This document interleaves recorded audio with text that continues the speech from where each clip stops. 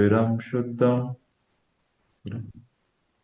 Apapavidyam Kaviraman Manasi Paribhu Swayambhu Yata Tathyothant Vyadacha Chashvatibhya Sambhya Saparyagachukram Akyam Auranam Akayam Avaranam. Akayam Auranam Ansaviram Shuttam Apapavidyam Kaviramanasi Paribhu Swayambhu Yatha Tathyortham Vyadadacha Chasvatibhya Samabhya I will sing again. Sapar. You listen. The pronunciation is very important, and you should. You had also sing in a meter. So it's the same meter. As we actually sung the nectar of instruction. First verse, the same meter. Vacho vegam, manasa krodha vegam. Same meter. Sapariyagachukram akayam avarnam ashnaviram shuddham apapaviddham kabiramanisi paribhu swayambhu yatha tathyothoritan vedadach shasvityabhya samabhya. So this is little bit difficult words to sing. When I was listening to Srila Prabhupada, and Srila Prabhupada said, yes, it will take time. One has to actually practice. So Prabhupada said, "Is abhyasa yogena." One who actually practice, continuously, without actually letting their mind go anywhere, then he will be successful. So practice, and it will come. So remember the meter, and first read the each and every word. Try to pronounce it clearly, and then you sing. It become easier. Okay. Okay. Devanshi Mataji.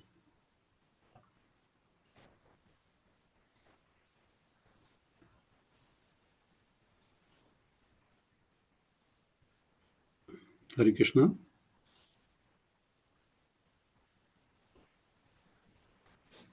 Okay, I think probably either she can't hear us, maybe some technical issue. Okay, we'll go to the purport. So last week, first translation. So here, such a person must actually know the greatest of all, the personality of Godhead, who's unembodied, omniscient, beyond reproach, without veins, pure and uncontaminated, the self-sufficient philosopher who has been fulfilling everyone's desires since the time immemorial. So we discussed this. So such a person, so we're talking about the Mahabhagavat, who was actually described in Mantra 7, right? So, and we also spent a lot of time actually discussing this point about unembodied akayam. So Lord is actually described here as unembodied, and what that mean? We spend a lot of time, right?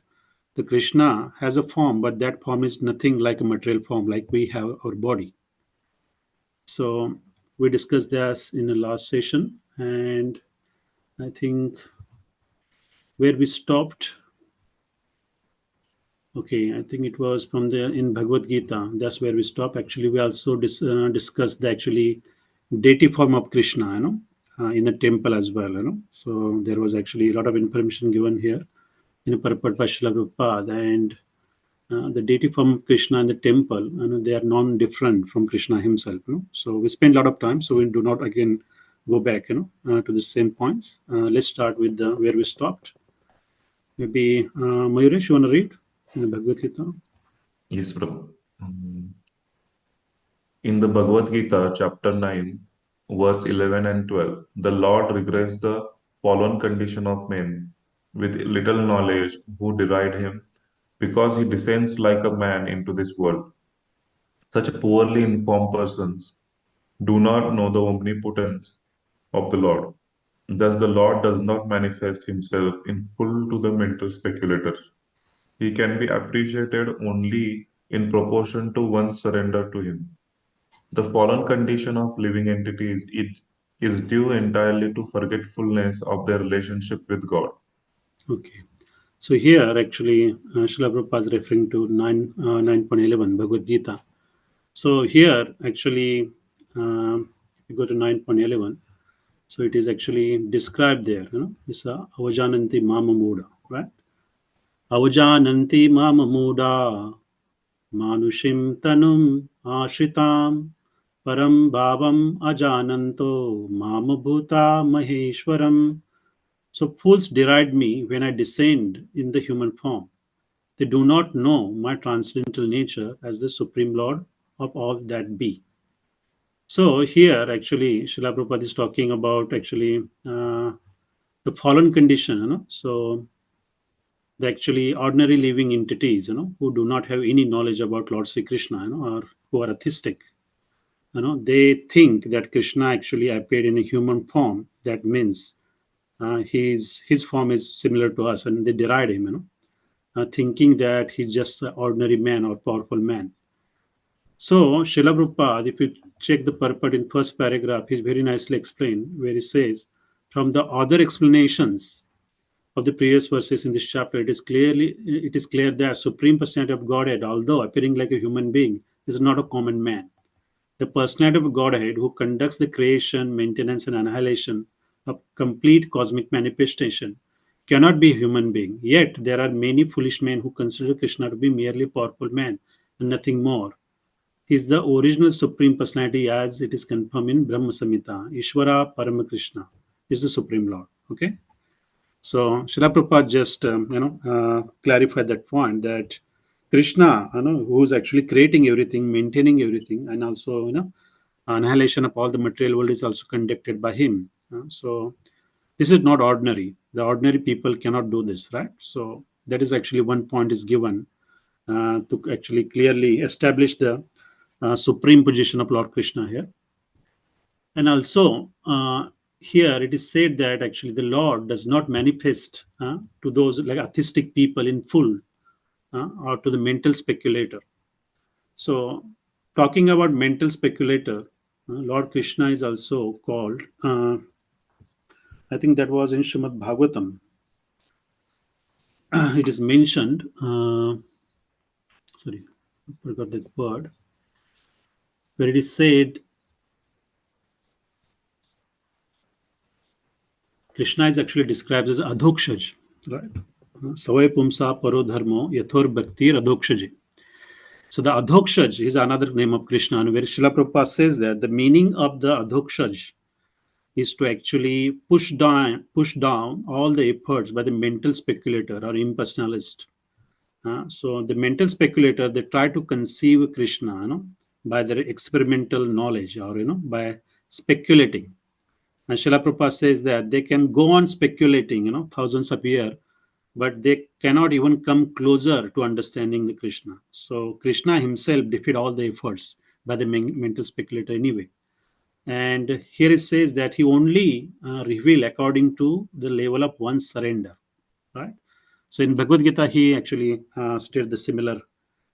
He also said the similar thing where he says that he revealed to the devotees according to the level of one. To the level of one is surrendered. So depending on how surrendered you are, he reveal to you accordingly. So the same point. And Srila Prabhupada says that fallen condition of living entities is entirely due to the forgetfulness of relationship with the God, their relationship with the God. So we are all suffering, because we have forgotten Krishna.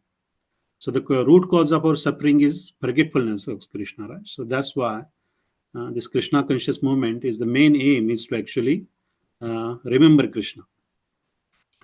So as far as the mental speculators concerned, or they actually do not accept, Krishna as a, especially the impersonalists, they do not accept Krishna as a person, So they think Krishna is impersonal. So that point is actually discussed in the, I think, verse 6. We actually spend a lot of time on that.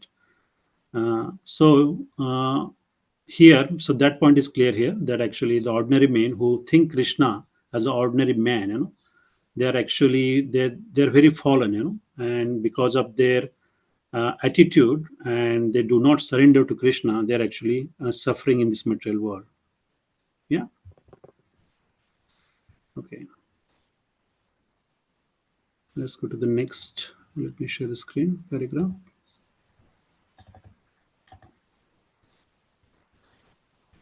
Okay.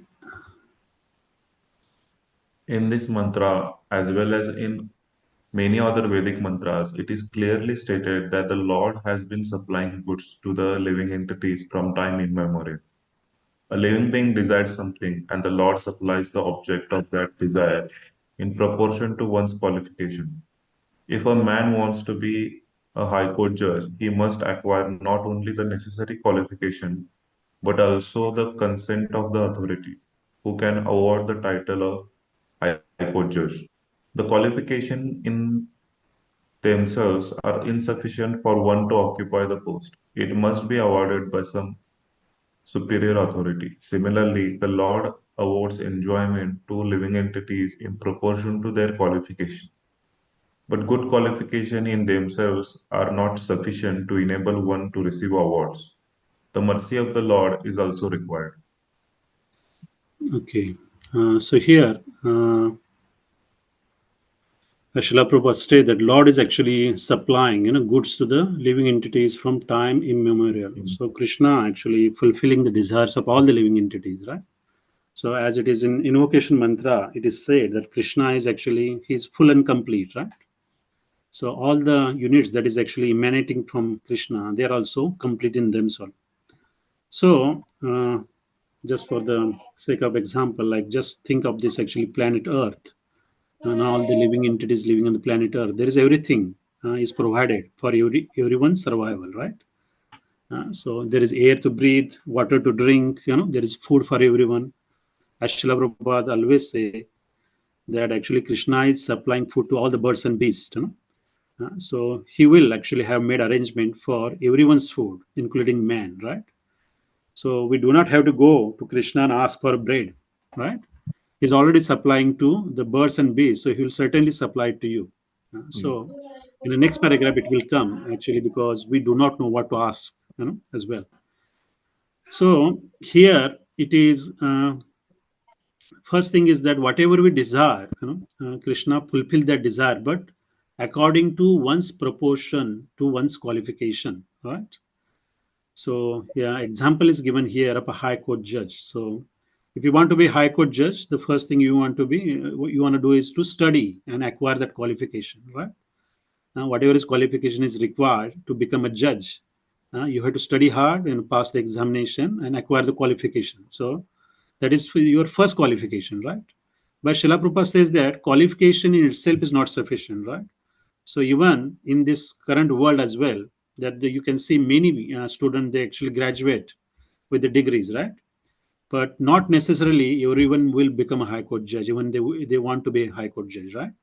Only few of them will actually qualify themselves or will get the actually that position of high court judge. So what Srila Prabhupada is saying here is that mercy of the Lord is required. So daiva or destiny, right? So what is in our capacity is to do the effort, so we can study hard, we can pass the examination. Even if we study hard, to pass the examination is again in Krishna's hand. That's not what something we can actually determine, right? So our job is to study hard and then leave the results to Krishna. So that is actually Daiva or destiny, and the Lord of the destiny is Krishna. So even if you pass the exam, you got the qualification, but whether you will become a judge or not, that's in Krishna's hand. So you can apply for the position, you can get the work experience. So efforts or whatever is required, we can do it. That is within our capacity to make the efforts. But if you will achieve that goal, that is in Krishna's hand, right? So that's why Srila Prabhupada, I think I heard him state this many times, where he says that without will of the Lord, even a blade of grass, it cannot move. The blade of grass, maybe lying in a street, that cannot even move without the sanction of Krishna or Krishna's will. So anything that happens in the world, it needs the approval of the Lord. So that's his destiny. So That's why Srila Prabhupada says that yes, the Lord awards enjoyment to the living entities in proportion to their qualification. So whatever you desire, you can make effort to get that. But whether you will get it or not, that actually needs Krishna's approval, right? So that is in the hands of the Krishna. So that point has to be understood, right? That's very, very important. So karma, actually to do the effort, to do the actually what is needed is a karma that we can do it. But phal, or the actually the result is in Krishna's hand, right? So that's why it is called as a destiny. So Krishna is the Lord of a destiny. That's one should understand. And mercy of the Lord is required. If you want to get something, so whenever you get a job or whatever position you needed, so that is just not your effort, right? Yes, your effort is required, but actually the mercy of the Lord is also important, and that will again depend on what you had done, in the past or previous life. Is all that adds up. Okay, is that point clear before we move on? Yeah. Okay, read the next paragraph. Ordinarily, the living being does not know what to ask from the Lord, nor which post to seek. When the living being comes to know his constitutional position, however, he asks to be accepted into transcendental association of the Lord in order to render transcendental living service unto him. Unfortunately, living beings under the influence of material nature ask for many other things, and they are described in Bhagavad Gita, chapter 2, verse 41, as having divided or splayed intelligence. Spiritual intelligence is one, but mundane intelligence is diverse. In Srimad Bhagavatam, Canto 7, Chapter 5, verse 30 and 31, it is stated that those who are captivated by the temporary beauties of the external energy forget the real aim of life, which is to go back to Godhead. Forgetting this, one tries to adjust things by various plans and programs. But this is like chewing what has already been chewed. Nonetheless, the Lord is so kind that He allows the forgetful living entity to continue in this way without interference. Thus, this mantra of Sri Isopanishad uses the very appropriate word, yatha tathyath, Yatha indicating, tathiyat. Okay, sorry, bro, I say yatha tathiyat. yatha tathyatha, indicating that the Lord rewards the living entities just in pursuance of their desires. If a living being wants to go to hell, the Lord allows him to do so without interference. And if he wants to go back home, back to Godhead, the Lord helps him. Okay, so this is very important points there. So here it says that living beings they does not know what to ask from the Lord, or which post to seek. So we don't know what to ask. So I think I heard this. I think I heard this from Srila Prabhupada that uh, it was in reference to Dhruv Maharaj. That initially Dhruv Maharaj actually he performed all their austerities. He went to the jungle. In Aranya. He done so many difficult austerities because he wanted to achieve the kingdom bigger than his grandfather, right?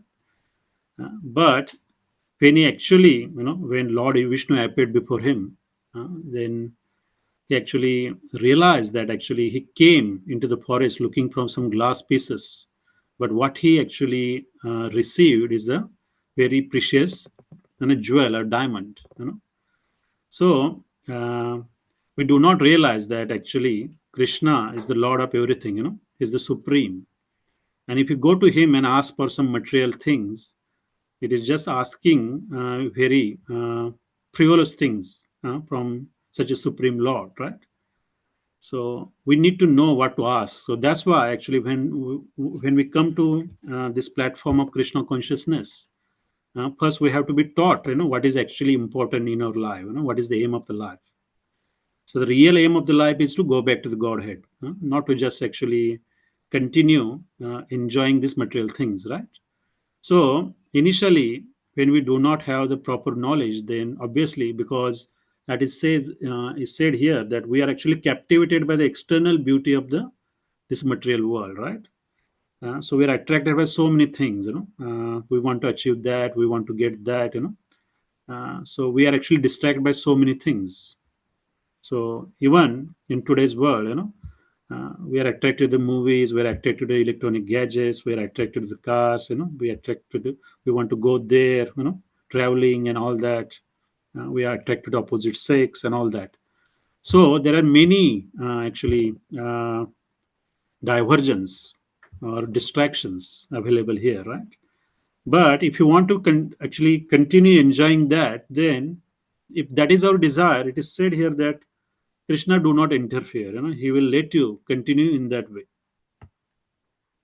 But actually, we are suffering, right? So as you actually progress or you get older and older, you realize this point that no matter how hard you work, no matter how much money you earn, the miseries is they're gonna bound to come in one way or other, right? We continue to suffer.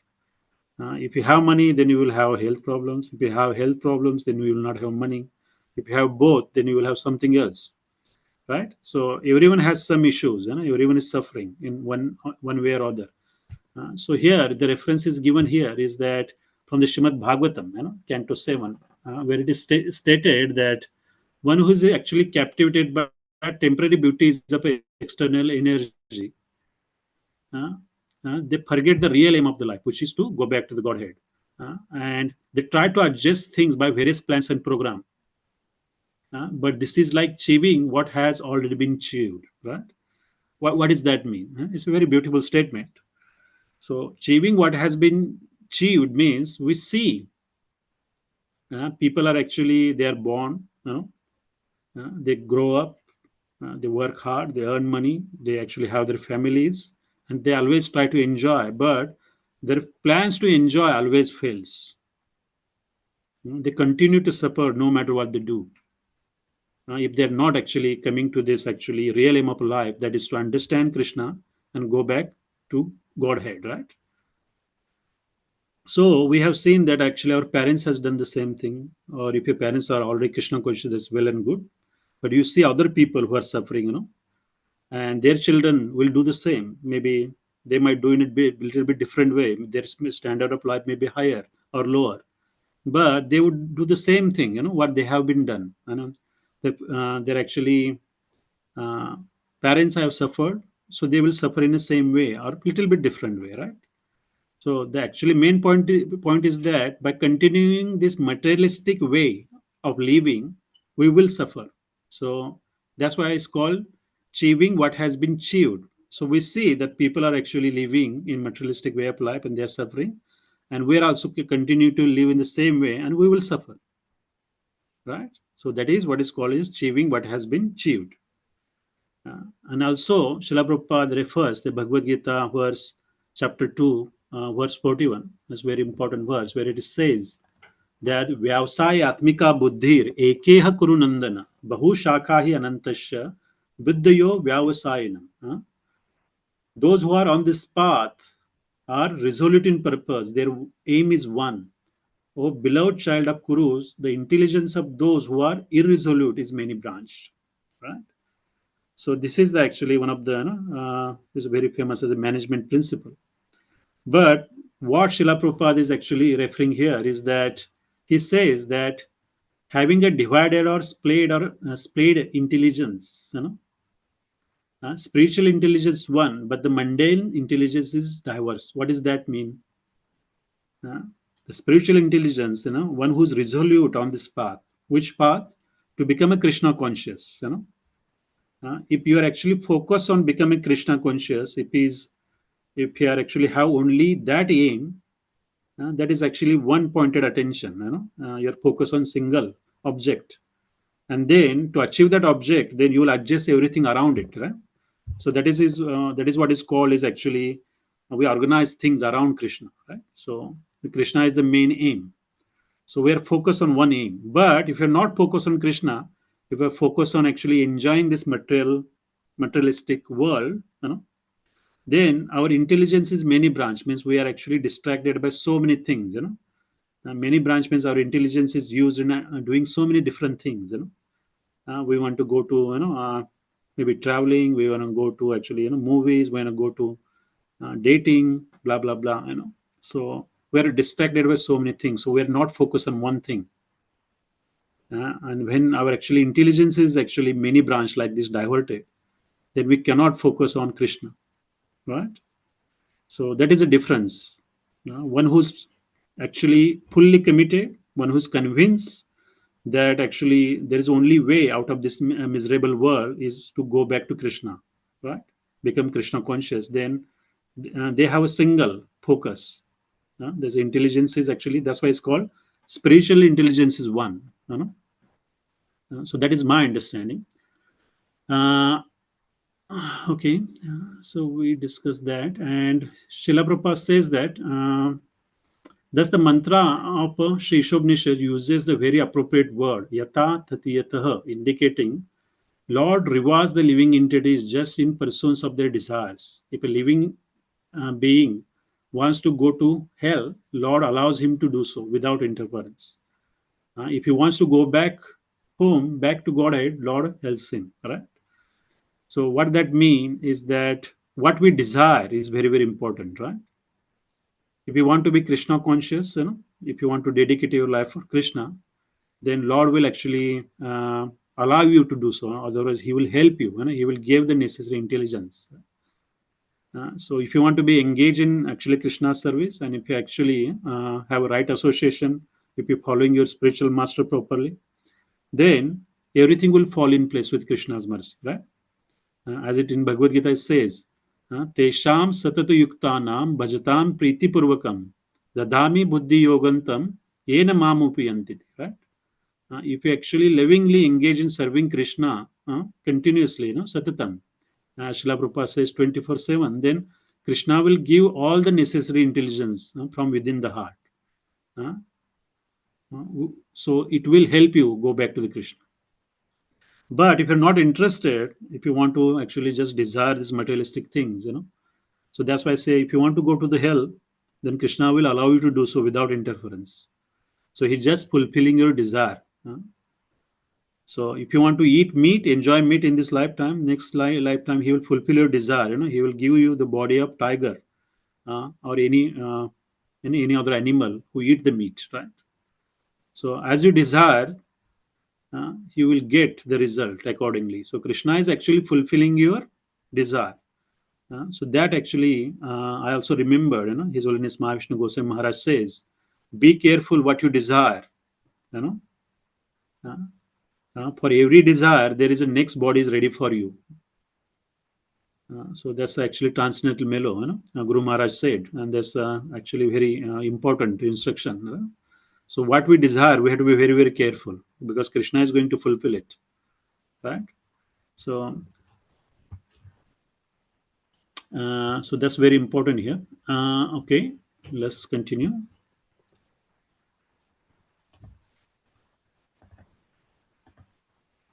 Hmm.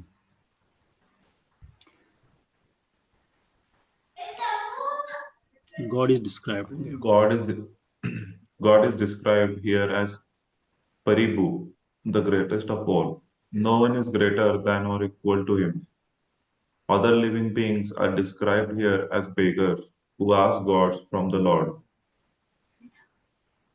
Sorry, who ask goods from the Lord. The Lord supplies the things the living entities desire. If the entities were equal to the Lord in potency, if they were omnipotent and omniscient, there would be no question there would be no question of their begging from the Lord, even for so-called liberation.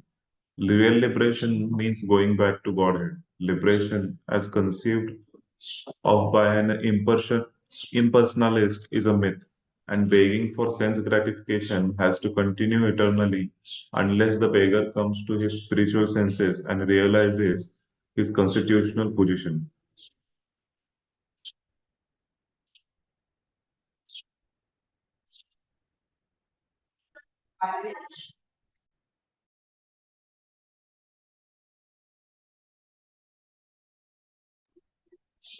You are on mute, Prabhu. Okay. So here, Krishna is described here as a Paribhu, greatest of all, right? So he's actually Lord of everything, all the demigods, all the planets. He's the supreme proprietor, as is actually described in many verses across the Bhagavad Gita, right? Like Bhoktaram, Yagnitapsam, Sarvaloka Maheshwaram, Surudam, Sarvabhutanam, Nyatwamam, Shantim Richati, right? So he's the greatest of all, right? And he's actually the living entities. They are not actually, they are just a part and parcel of the God, right? They're not equal to the Lord, or nobody can be equal or greater than Lord Krishna. That is actually a very important point we should know. And here it says that actually Lord supplies things to living entities as they desire. Uh, So Srila Prabhupada says that if the entities were equal to the Lord in potency, if they were omnipotent and omniscient, there would be no question of their begging from the Lord. It's a very important point. So here actually Srila Prabhupada is referring to the impersonalist philosophy, right? So what impersonalist philosophy is that they want to actually merge with the Lord, right? So after death, after actually they achieve the liberation, what they want to do is to actually merge in a Brahma Jyoti. I think we discussed this point many times, right? So that's their desire because they do not accept the Lord as a person. So they think the Lord is impersonal, and this Brahma Jyoti, they think that that is the supreme, and they want to actually merge into the supreme. So after merging, they want to be one with the Lord. So they think that they are as good as the Lord. So they fail to understand their constitutional position that they are the actually servant of the Lord, right? So actually, that is a difference between actually Mayavadi philosophy and our philosophy, right? We think that we are part and not think that we are we are part and parcel of Krishna, and our only business is to serve Krishna. We are eternal servants of the Krishna, right? But here, Mayavadi, they want to merge into the Krishna. By merging, they become one with the Lord, right? So that's what they actually their philosophy is. So there actually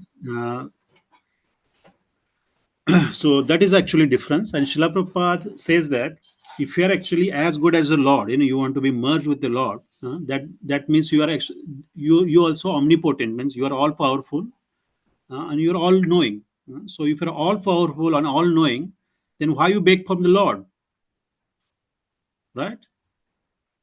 So we all begging from the Lord, right? We ask God for many things, and actually Krishna is fulfilling the desires. So there is no question of begging if you're actually as good as the God. So Srila Prabhupada actually defeated that point there, uh, and he says that final statement here is that real liberation is going back to the Godhead, right? So that is real liberation, going back to Godhead, right? Not just merging with the Lord. So that is impersonalist philosophy. And here say liberation as conceived by impersonal is a myth. Now, begging for sense gratification has to continue eternally unless beggar comes to his spiritual senses and realize his constitutional position. So, begging has to continue eternally, unless he comes to his spiritual senses and realizes constitutional position. So, what is that constitutional position? That we are the eternal servant of the God, and our only business is to serve the God, right? And when we can be only happy by serving the Lord. So that is a point we have to understand here. I think we have discussed this before as well, right? So by serving Krishna, we actually become very joyful, right? Because actually we are acting according to our constitutional position, acting according to our actually real nature. So when you act according to your real nature, you are comfortable, you are happy, right? So and that actually by serving Krishna, this pleasure goes, it actually it grows more and more, it does not diminish over time. Okay. Okay, let's go to the next paragraph now.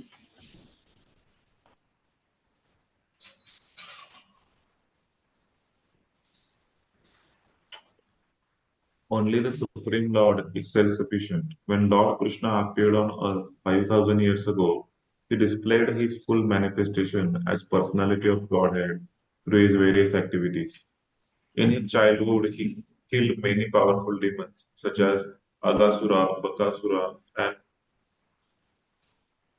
Shak- Shaktasura, and there was no question of his having acquired such a power through any extraneous endeavor. He lifted Govardhan Hill without ever practicing weightlifting. He danced with gopis without social restriction and without reproach. Although the gopis approached him with Paramour's feeling of love, the relationship between the gopis and Lord Krishna was worshipped even by Lord Chaitanya, who was a strict sannyasi and rigid follower of disciplinary regulations. To confirm that the Lord is always pure and uncontaminated, Sri Ishopanishad describes him as Shuddham, antiseptic, and Apapavidam, prophylactic. He is antiseptic in the sense that even an impure thing can become purified just by touching him. The word prophylactic refers to the power of his association, as mentioned in Bhagavad Gita, chapter 9, verse 30 and 31. A devotee may appear to be Sudurachar. Shudrachar, No, not well behaved, Sudurachar. Sudurachar, not well behaved in the beginning, but he should be accepted as pure because he is on the right path. This is due to prophylactic nature of Lord's association. The Lord is also above with them because sin cannot touch him.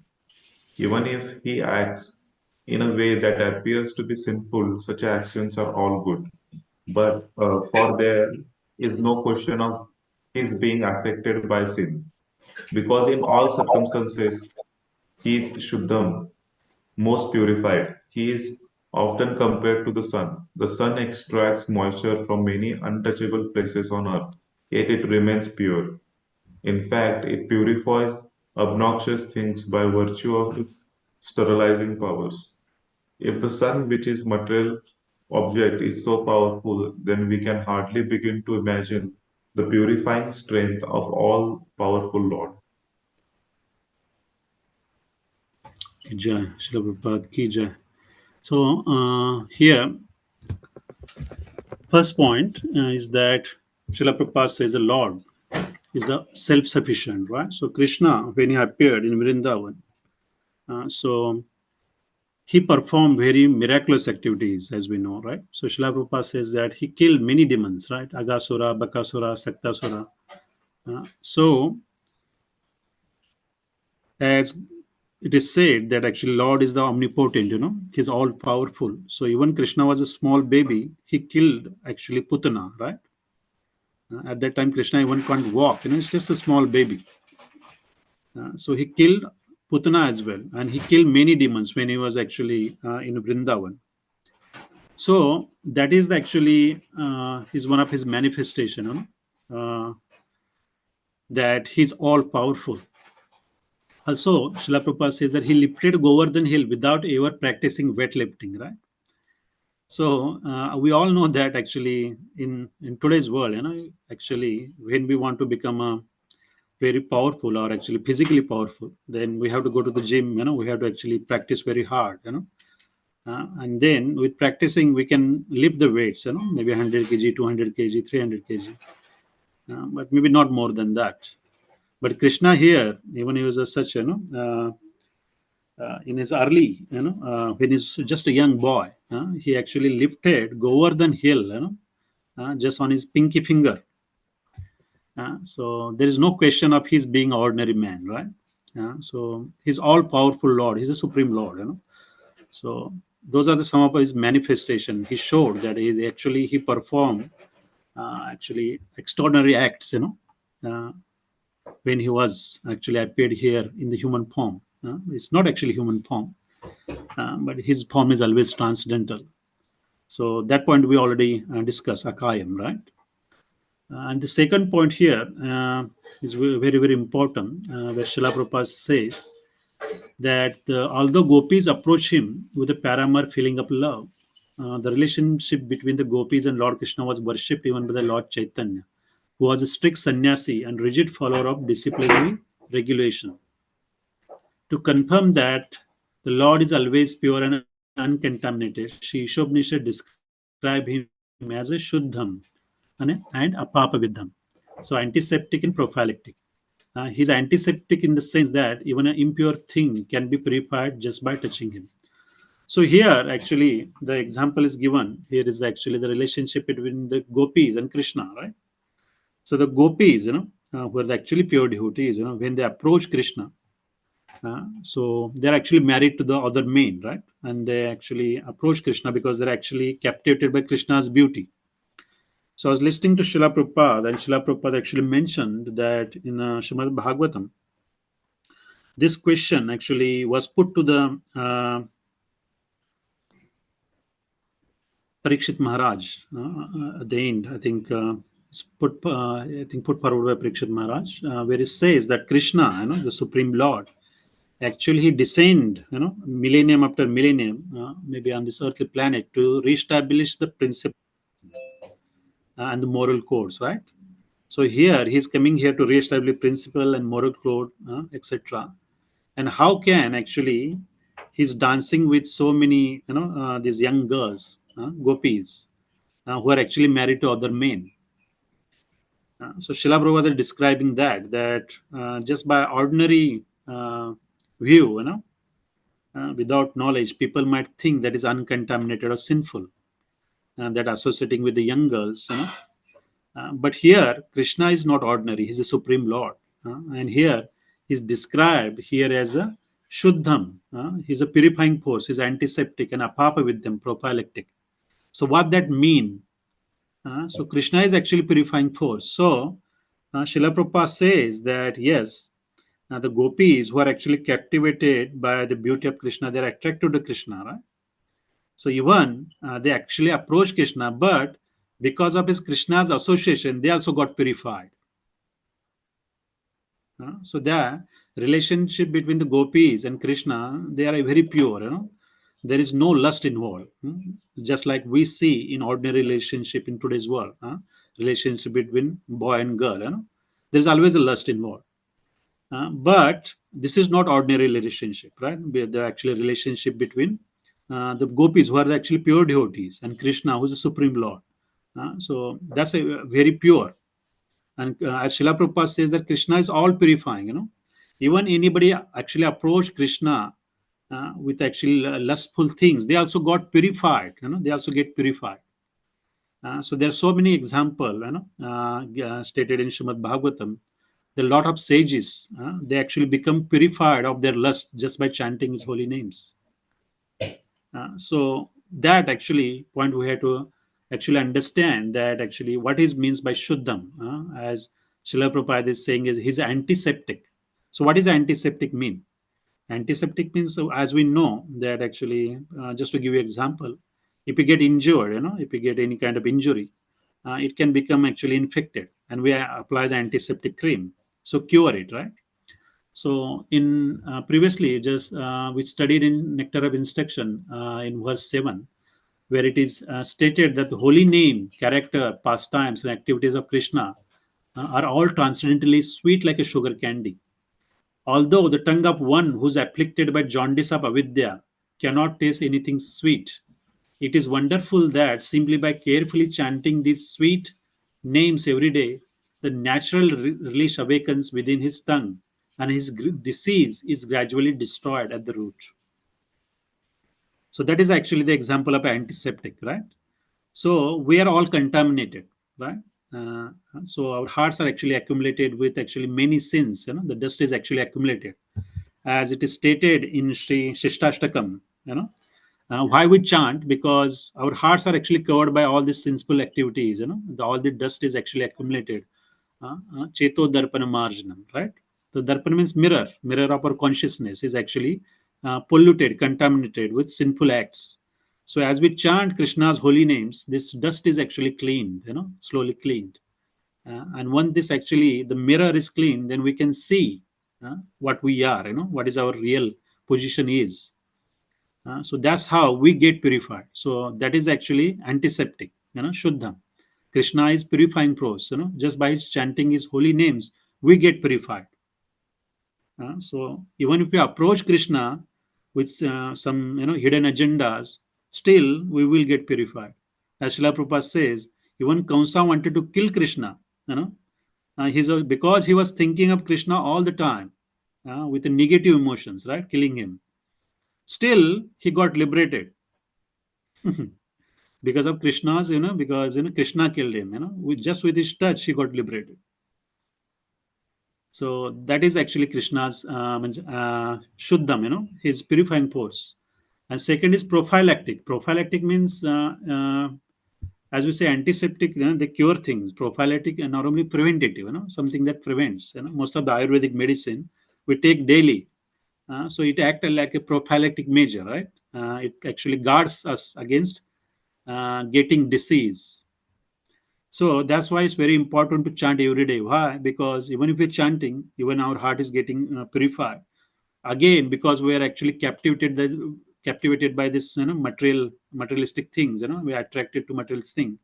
We bound to commit sin again and again.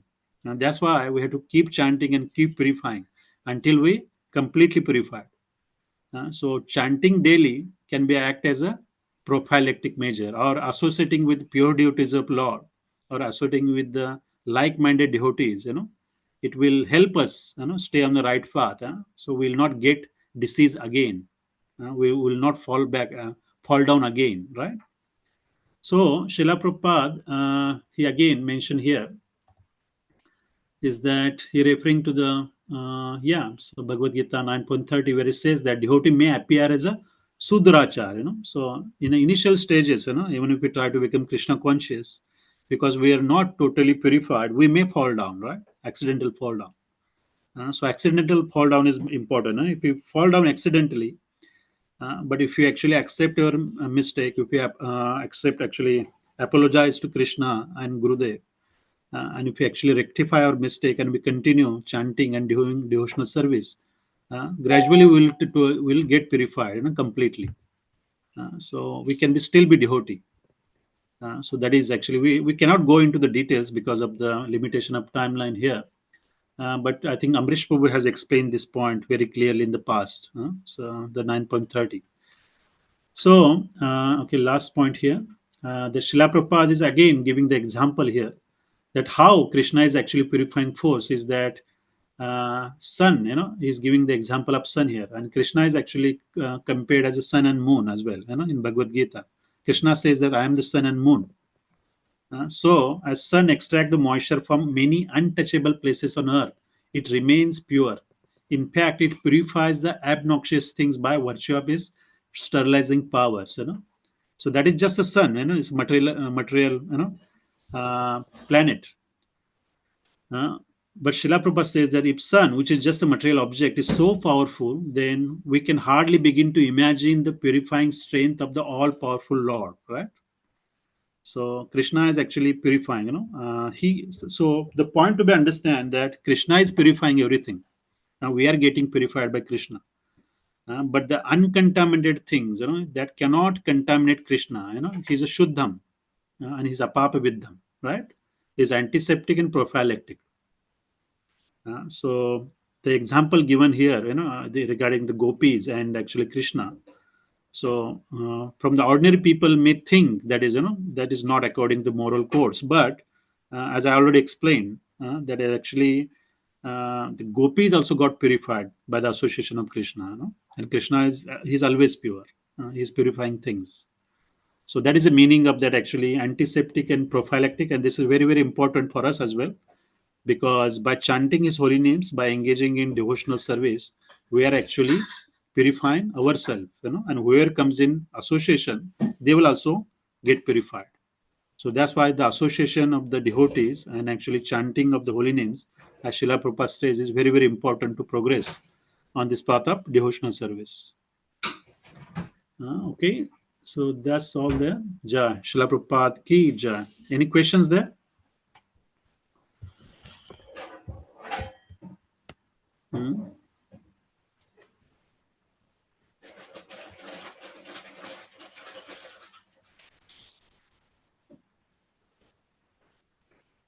Even this is Srila Prabhupada state that this actually the relationship between gopis and Lord Krishna was even worshipped by Lord Chaitanya, who was strict sannyasi and rigid follower of disciplinary regulations. That again proves, that relationship is not ordinary, that we see in this material world. That is at the transcendental platform, and it's very pure. And as I explained,